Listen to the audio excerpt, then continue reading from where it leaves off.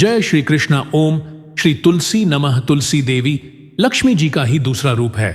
कार्तिक माह में तुलसी पूजा और खासकर देव उठनी 11 के दिन तुलसी पूजा करने से भगवान श्री विष्णु के साथ मां लक्ष्मी जी भी प्रसन्न होती हैं।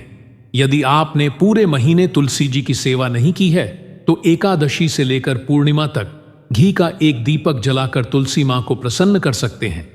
ऐसा करने से घर में धन धान्य की कमी नहीं होती। जिस स्थान पर शालिग्राम जी और तुलसी जी होते हैं वहां भगवान श्री हरि साक्षात विराजते हैं और वहीं संपूर्ण तीर्थों को साथ लेकर देवी भगवती लक्ष्मी जी भी निवास करती हैं। पद्म पुराण के अनुसार जहां शालिग्राम शिला रूपी भगवान केशव विराजमान है वहां संपूर्ण देवता, असुर, यक्ष और 14 भुवन मौजूद हैं। जो शालिग्राम शिला के जल से अपना अभिषेक करता है उसे संपूर्ण तीर्थों में स्नान के बराबर और समस्त यज्ञों को करने के समान ही फल मिल जाता है। जब आषाढ़ मास की एकादशी, जिसे देव शयनी एकादशी नाम दिया जाता है, इस दिन भगवान श्री विष्णु योग निद्रा में लीन हो जाते हैं।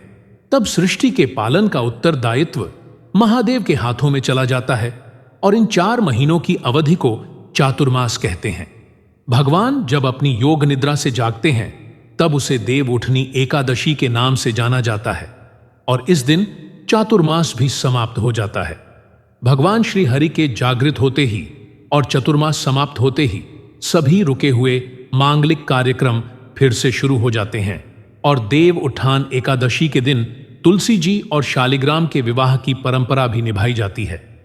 ऐसी मान्यता है कि एक बार भगवान श्री कृष्ण की पत्नी सत्यभामा जी को अपने रूप पर अभिमान हो गया। उन्हें गर्व हुआ कि उनके रूपवान होने के कारण ही श्री कृष्ण सबसे अधिक उनसे प्रेम करते हैं। एक दिन नारद जी जब कहीं जा रहे थे कि सत्यभामा उनसे टकरा गई। उन्होंने नारद जी से कहा कि वह उन्हें आशीर्वाद दे कि अगले जन्म में भी भगवान श्री कृष्ण ही उन्हें पति रूप में प्राप्त हो। तब नारद जी बोले कि नियम यह है कि यदि कोई व्यक्ति अपनी प्रिय वस्तु इस जन्म में दान कर दे तो वह उसे अगले जन्म में प्राप्त हो जाती है। इसीलिए आप भी श्री कृष्ण को दान रूप में मुझे दे दो तो वे आपको अगले जन्म में जरूर प्राप्त होंगे। सत्यभामा जी ने श्री कृष्ण को नारद जी को दान रूप में दे दिया। जब नारद जी उन्हें लेकर जाने लगे तब अन्य ने इन्हें रोक लिया। इस पर नारद जी बोले, यदि श्री कृष्ण के बराबर सोना और रत्न भी दे दे तो वे उन्हें छोड़ देंगे। तब तराजू के एक पलड़े में श्री कृष्ण बैठे और दूसरे पलड़े में सभी रानियां अपने अपने आभूषण चढ़ाने लगी, लेकिन पलड़ा टस से मस नहीं हुआ। यह देखकर सत्यभामा ने कहा, यदि मैंने इन्हें दान किया है तो उबार भी लूंगी। ऐसा कहकर उन्होंने अपने सारे आभूषण चढ़ा लिए, लेकिन पलड़ा हिला तक नहीं। अब तो वे बड़ी लज्जित हुई। जब यह बात रुक्मिणी जी ने सुनी तो वे तुलसी पूजन करके एक पत्ती तुलसी की ले आई और पलड़े पर रख दिया। ऐसा करते ही पलड़े का वजन बराबर हो गया। नाराजी तुलसी दल लेकर स्वर्ग को चले गए। रुक्मिणी श्री कृष्ण की पटरानी थी।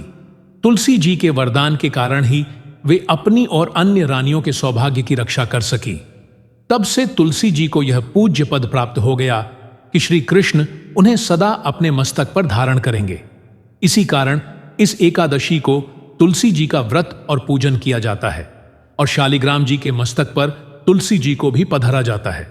इस बार कार्तिक शुक्ल एकादशी प्रारंभ होगी 11 नवंबर सोमवार को शाम 6:04 से और 12 नवंबर मंगलवार की शाम 4:05 पर एकादशी तिथि समाप्त होगी।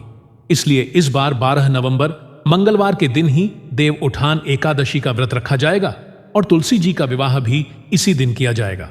का हरिवा सर के समय एकादशी का व्रत कभी नहीं खोला जाता, लेकिन हरिवा सर के समय मंगल गीत गाने चाहिए, भजन कीर्तन करके भगवान का स्मरण अधिक से अधिक करना चाहिए और हरिवासर का समय द्वादशी तिथि लगते ही शुरू हो जाता है, जो कि 12 नवंबर मंगलवार की शाम 9:30 तक समाप्त होगा।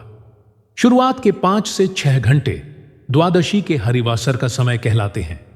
अगर द्वादशी तिथि को सूर्योदय के समय हरिवासर हो तो भूले से भी उस समय व्रत नहीं खोला जाता और एकादशी का व्रत खोला जाएगा। 13 नवंबर बुधवार को सुबह 6:31 43 मिनट से 8:51 के बीच में। वैसे तो एकादशी के दिन सारा दिन ही अबूझ मुहूर्त रहता है। किसी भी समय आप तुलसी विवाह करा सकते हैं, लेकिन शाम को गोधूली बेला और सूर्यास्त के आसपास का जो समय है वह विवाह करने के लिए सर्वोत्तम मुहूर्त माना जाता है। और शाम 5:29 से 7:53 तक आप तुलसी जी का विवाह करा सकते हैं। व्रत करने वाले भक्तों को चाव या चावल से बनी किसी भी वस्तु का ना तो सेवन करना चाहिए, ना ही इस दिन दान करना चाहिए, और अन्न का भी त्याग वृत्ति को करना चाहिए। हो सके तो फलाहार करके इस व्रत को रखना चाहिए और नमक का सेवन करने से बचना चाहिए। यदि नमक का सेवन बहुत ज्यादा जरूरी हो तो केवल सेंधा नमक का प्रयोग आप कर सकते हैं। पारण करने से पहले भगवान विष्णु को मौसमी फल जैसे सिंघाड़ा, गन्ना मूली और बेर आंवले और तुलसी पत्ती का भोग लगाएं और उसी को प्रसाद रूप में अगले दिन ग्रहण करके व्रत का पारणा करना चाहिए।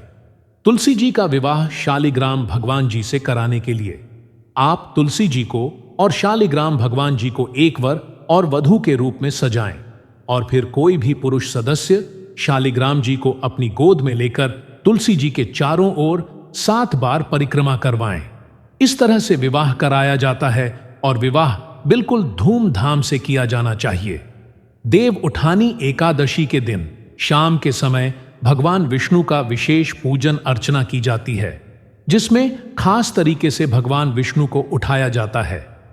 देव उठानी एकादशी के दिन सुबह की पूजा करने के बाद दोपहर के समय एक ओखली में गेरू से चित्र बनाकर फल, मिठाई, बेर, सिंघाड़े, रथु फल, गन्ना उस स्थान पर आप रख दीजिए। फिर उसे डलिया से ढांक देना चाहिए।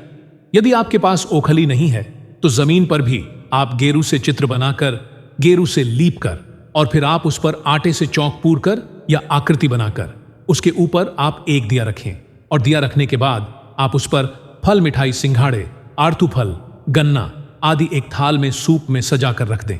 ऊपर से किसी परात से या डलिया से ढक देना चाहिए और फिर रात में घरों के बाहर पूजा स्थल पर दीप जलाना चाहिए। रात के समय पूजा करने के बाद आपको जो सूप से आपने डलिया से जिस जगह पर आपने जो सामग्री है वो ठकी है, वहां पर एक दिया आपको जलाना है और थाली, घंटे, शंख, घड़ियाल आदि बजाकर इस प्रकार से कहना है, उठो देवा, बैठो दे अंगुरियां, चटका हो देवा, नई सूत नई कपास देव उठाए। कार्तिक मास आपको वैसे अगर पूरा गीत याद हो तो पूरा गीत आप गा सकते हैं, नहीं तो केवल यही लाइनें भी आप उस समय गा सकते हैं। ऐसी मान्यता है कि इस विधि से भगवान विष्णु निद्रा से जागृत हो जाते हैं। इसके बाद भगवान विष्णु सबसे पहले किसी की मनोकामना यदि पूर्ण करते हैं तो वह तुलसी माता होती है। तो इसलिए विशेष रूप से आप देव उठान एकादशी के दिन तुलसी माता का पूजन जरूर करें। जो लोग तुलसी विवाह कर कराने में असमर्थ हैं, स्वयं करने में असमर्थ हैं, यदि आपके आसपास कहीं तुलसी जी का विवाह हो रहा हो तो आप वहां जरूर शामिल हुए और इस दिन आप खास तौर पर तुलसी जी को 16 श्रृंगार की सामग्री भी अर्पित करें। देव उठाने एकादशी के दिन सकारात्मक शक्तियां बहुत अधिक प्रबल होती हैं। इस दिन यदि कोई उपाय सच्चे मन से किया जाए तो वह जरूर फलित होता है। यदि विवाह के इच्छुक लोगों का किसी कारण से विवाह नहीं हो पा रहा हो तो आपको इस दिन भगवान विष्णु की पूजा करते समय उन्हें केसर, पीला चंदन और हल्दी का तिलक लगाकर 5 पीले पुष्प अर्पित करने चाहिए। सच्चे मन से आप इस उपाय को करें, अपनी मनोकामना पूर्ति के लिए प्रार्थना करते हैं तो आपकी मनोकामना शीघ्र से शीघ्र भगवान विष्णु की कृपा से पूर्ण हो सकती है। तामसिक चीजों का सेवन देव उठानी एकादशी के दिन भूल से भी नहीं करना चाहिए। इस दिन अपनी सामर्थ्य के अनुसार आप निर्धन गरीब लोगों को उनकी जरूरत का सामान, मौसमी वस्त्र, मौसमी फल आदि का दान दे सकते हैं। यह थी आज की वीडियो।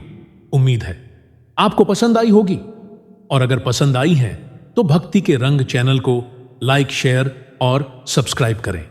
आप सभी मित्रों का धन्यवाद।